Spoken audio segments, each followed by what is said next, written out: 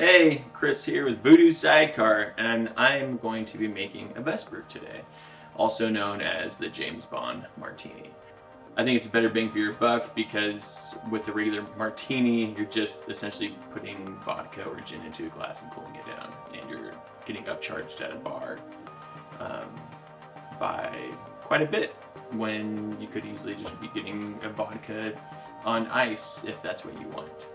Anyways, let's make it.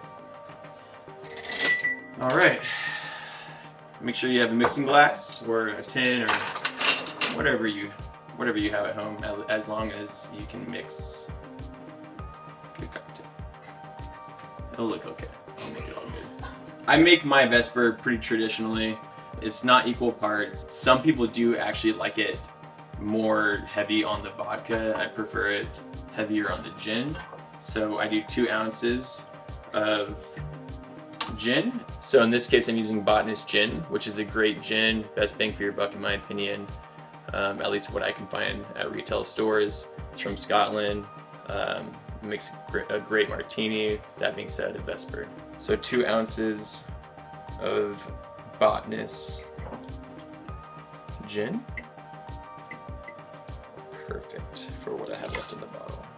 Next, I'm using Alu Ula vodka, which is actually a Seattle local distilled vodka. It's a good bang for your buck, and they also sell them in liters, which is great. They tend to be cheaper at retail stores. A 1/2 ounce of Ula vodka. And lastly, I will be doing Koki Americano, which is a fortified wine. This is gonna be kind of your sweetener in the cocktail. If you like martinis with gin or vodka, but you want something slightly sweeter, I recommend drinking a Vesper and definitely using this as your cordial. It's slightly sweeter than a regular martini, a dry martini. I'm gonna be doing 1/4 ounce of that.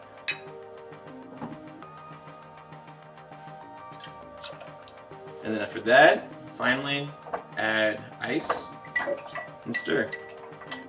I usually stir for about 8 to 13 seconds. You don't want it to dilute too much, otherwise it becomes too watered down. Strain into a coupe glass, also known as a stem glass. I use a Hawthorne strainer. You can buy one off Cocktail Kingdom. That's where I recommend buying any of your bar tools. You can buy stuff off Amazon, but they're cheap. These are the most industrial, longest lasting, and they fit almost any bar glass that you use. But yeah, make sure you just have a proper strainer to strain your cocktail.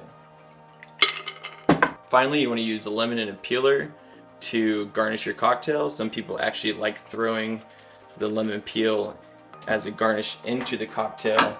That's what I like to do personally. First, I like to express it over the glass, get those oils out of there, get lemon notes, that lemon oil inside the drink, on the top of the drink, and then I do like to garnish the lemon peel. And there you have it, Vesper.